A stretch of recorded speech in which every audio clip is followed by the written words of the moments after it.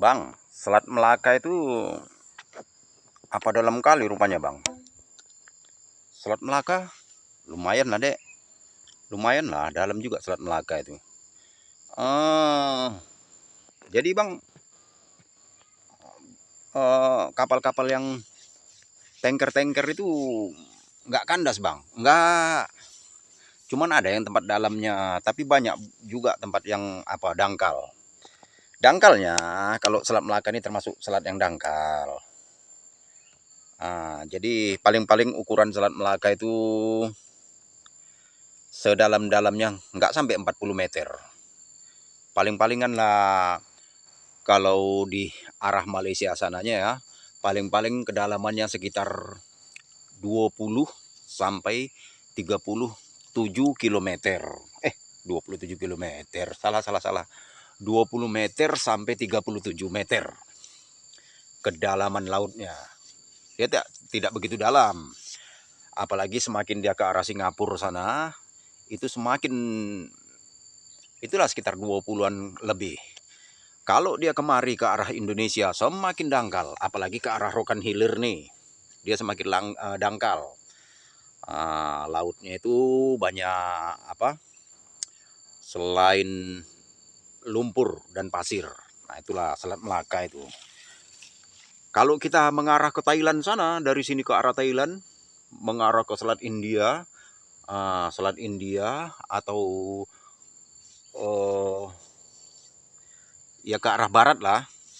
Itu dia semakin dalam Selat Melaka itu, semakin begini curam, makin dalam sampai bisa kedalamannya sampai mencapai 200 meter di kedalamannya. Itulah Melaka itu.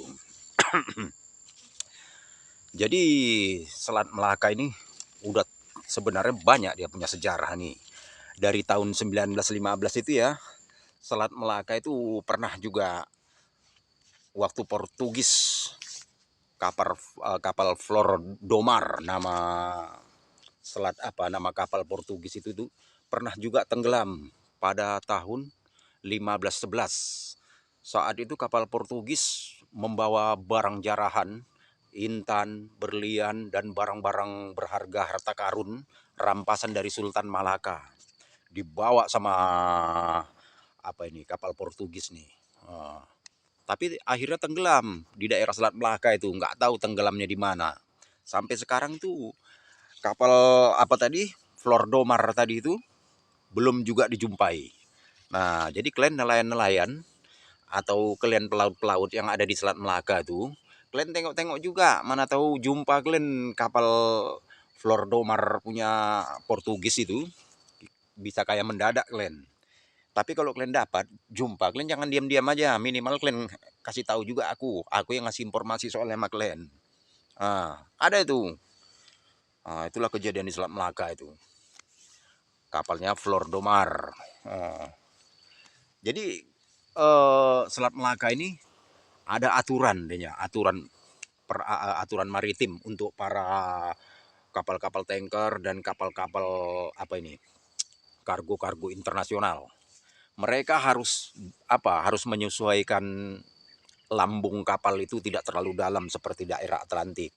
Yang khusus masuk ke perairan Selat Melaka ini, dia sudah kapal khusus. Kalaupun dia kargo super raksasa atau tanker raksasa, dia lambungnya sudah dimodifikasi sedemikian rupa supaya dia tidak terlalu dalam masuk ke dalam selat itu tadi. Karena Selat Melaka ini selat dangkal. Nah, jadi dikhawatirkan kapal selam atau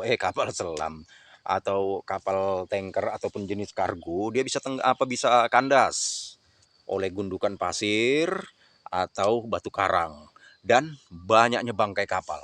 Selat Melaka ini terkenal loh, bangkai-bangkai kapal banyak. Bangkai kapal yang sudah zaman-zaman dulu tenggelam ini bisa membahayakan. Itu banyak kejadian tuh. Nah, jadi kan itu bisa membahayakan kapal juga itu. Kapal-kapal tenggelam ini kan banyak. Nah, udah itu keadaan bangkai kapal ini dia bisa bergeser sewaktu-waktu. Posisinya itu yang tadinya ada di sini, tahun depan atau bulan depan dia udah bisa bergeser ke sana lagi. Karena kan arus laut nih kan, situasi dalam laut itu kan berubah-ubah. Jadi bisa bergeser bangkai kapal itu. Begitu juga dengan gundukan pasir. Itu yang seperti saya ceritakan kemarin itu kan dalam konten itu. Gundukan pasir ini bisa pindah-pindah. Gunung pasir dalam laut itu. Kadang kita tengok ada gunung pasir, bukit pasir. Oh, sebulan atau setahun atau apa, udah nggak ada. Udah pindahnya ke sana. Itulah fenomena laut. Nah, jadi seperti itu. Jadi apa Selat Melaka ini pun walaupun begitu banyak juga apanya, banyak juga apa namanya cerita-cerita masa lalunya. Bajak laut di tempat kita ini pun lanun banyak di Selat Melaka ini. Selat Melaka ini pernah dulu eh, kapal kargo Jepang dibajak itu ya, kapal Alondra Rainbow kalau tak salah nama apanya itu. Nah, Alondra Rainbow ini dibajak. Begitu dibajak, penumpang kru kapal dan kapten kapal itu dibuang melalui skoci, kapal kecil karena skoci, dinaikkan, mereka diturunkan, jalanlah mereka terapung-apung sampai 10 hari baru dapat pertolongan. Kru dan ABK kapal dari Rainbow ini dari Alondra Rainbow milik Jepang, kapal Jepang tuh waktu itu, kargo kalau tak salah. Begitu dicuri oleh bajak laut, langsung tulisan rainbow-nya ini, Alendra Rainbow-nya dihapus, mereka ganti. Mereka ganti jadi namanya jadi Megarama. Wah, Megarama. Dibawalah sama bajak laut ini. Mungkin untuk kegunaan angkutan lain, cara menyeludup kan. Rupanya entah macam mana kena tangkap di perairan India oleh Angkatan Laut India. Megarama ini ditangkap. Jadi itu udah banyak terjadi kapal-kapal yang ditangkap di Selat Melaka itu oleh bajak laut langsung dihapus, diganti. Lepas itu diganti nama baru. Tanker pun banyak digunakan macam itu. Begitu dibajak tanker ini dihapus ganti nama. Nah, arah minyak ini mereka jual ke pasar gelap. Itu banyak tuh di Selat Melaka. Dulu kejadian-kejadian di Selat Melaka ini. Jadi banyak. Jadi Selat Melaka ini bisa dikatakan dia ini selat yang dangkal. Kalau kalian tengok yang udah pengalaman Malaysia itu, kalau ke sebelah sini tuh dangkal, nggak bisa dilalui kapal-kapal besar. Jangankan kapal besar, sekarang kapal di Bagan Si Api-Api aja, yang dulunya itu enak dari Pulau Berkey, dari Pulau Berkey sana itu dulu dalam, dari dok kapal itu kan, dok-dok kapal yang ada di Bagan Si Api-Api, itu dulu enak, begitu lepas trap bisa langsung keluar laut sana. Tapi berhubung karena sedimen, Rokan Hilir ini kan terjadi sedimen kan, tanah-tanah yang dibawa dari daratan sana itu membuat pulau-pulau baru. Jadi bibir pantai itu makin maju karena semakin dangkal dehnya. Makanya banyak lautan jadi daratan tuh daerah Bagan Si Api-Api dan tempat kita ini sekarang nih. Jadi dia makin dangkal. Kapal itu pun sekarang dok-dok pembuatan kapal yang ada di Bagan Si Api-Api itu udah payah mau keluar. Sekarang ini entah tinggal katanya kabarnya tinggal satu perusahaan atau dua perusahaan kapal di Bagan Si Api-Api. Jadi keluarnya pun udah ngambil rutenya kemari ke belakang ke arah Pulau Halang sana. Itu pun kadang-kadang kandas-kandas. Nah, macam itu. Jadi ada sedikit juga ini kekuatan kapal dari Bagan Si Api-Api ini. Kapal Bagan Si Api-Api ini kan terkenal dengan kayu-kayu langka seperti kayu leban. Kalau di Malaysia itu leban ini udah kayu yang dilindungi ataupun kulim. Kulim ini udah bisa dibilang kayu besi. Leban ini kayu yang bisa dikatakan kayu leban ini luar biasanya, dia kalau dia udah menempel paku ataupun baut, masuk bisa keluar tuh payah nak keluarkan, dia menggigit leban ini. Paling pun kalau mengeluarkannya kita keluarkan kalau dipaksa patah kepala paku atau kepala baut tadi itu, tinggallah di dalam. Itulah kehebatan kayu leban ini. Asal dia sudah menggigit sebuah besi, dia akan menjepit. Itu leban. Nah, jadi leban-leban ini biasa digunakan untuk tulang-tulangan kapal. Nah, macam itu digunakan untuk tulangan kapal. Sedangkan untuk kulim, untuk lunas, untuk tulang utama. Tulang utamanya itu lunas, kayu kulim. Kayu kulim itu macam setengah besi kerasnya, macam itulah. Jadi karena zaman dulu itu masih mewah, kayu-kayu itu masih banyak di daerah Rokan Hilir nih. Penebang-penebang kayu hutan tuh jualnya dengan Cina-Cina, pengusaha kapal di Bagan. Kapal di Bagan ini dulu pernah waktu terjadi kabut di Selat Melaka, belanggar sama tanker, sama kapal tanker. Kapal tanker dari besi, kapal tradisional Bagan ini dari kayu. Begitu dilanggar, apa yang terjadi? Apakah pecah kapal dari Bagan itu? Tidak. Pada kenyataannya, setelah ditengok, Dek, kau tadi tanya kan, Dek.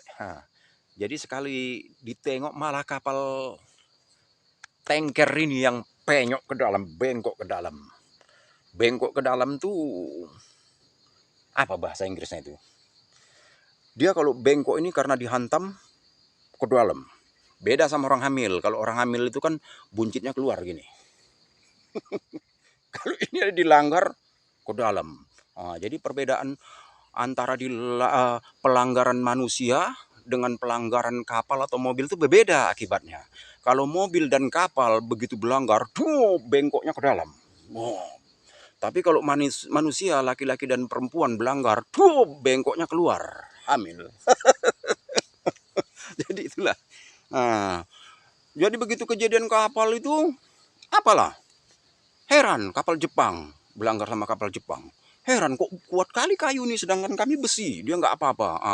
Kabar ini sampailah dibawa ke Jepang. Tak lama kira-kira seminggu sebulan datang pihak Jepang itu. Bukan menjajah lagi, nggak main-main ke Bagan nengok belacan. Waktu itu Bagan kan jadi apa belacan juga. Tapi orang ini bukan kisah belacan yang ditengok orang itu. Nengok kapal nih pembuatannya ini. Orang di syuting lah, zaman itu syuting bukan HP, masih kamera yang gini besar. Gini-gini lah. Syuting, tengok cara buatnya, kayunya apa, di syuting nih. Heran orang itu. Nah, itulah salah satu itu kehebatan Sungai Rokan Hilir kita ini. Kayu-kayu mewah adanya di sini. Nah, jadi kembali ke cerita maritim balik laut. Itu kalau Malaysia belah sana itu lautnya dalam. Di perairan Malaysia biru lautnya. Beda sama kita. Jadi di sana bisa masuk kapal besar. Makanya lah kapal-kapal super besar. Kapal Malaysia itu pun ada kargonya besar kali. Entah terbesar, udah hampir terbesar di dunia, nomor berapa itu kargo Malaysia itu, ada besar kali. Itu pembuatannya waktu di era Mahathir Mohamad. Itu seperti itulah, Dek. Jadi kalau selat ini yang dalam memang belah sana. Kalau kita ini dangkal tempat kita ini. Oke. Apalagi nak kau tanya? Kalau bisa Bang jawab. Apa tentang pelanggaran tadi? Yang penyok ke belakang. Kalau hamil penyok ke macam itu. Sekedarlah Selat Melaka seperti itu yang abang tahu tuh. Itulah.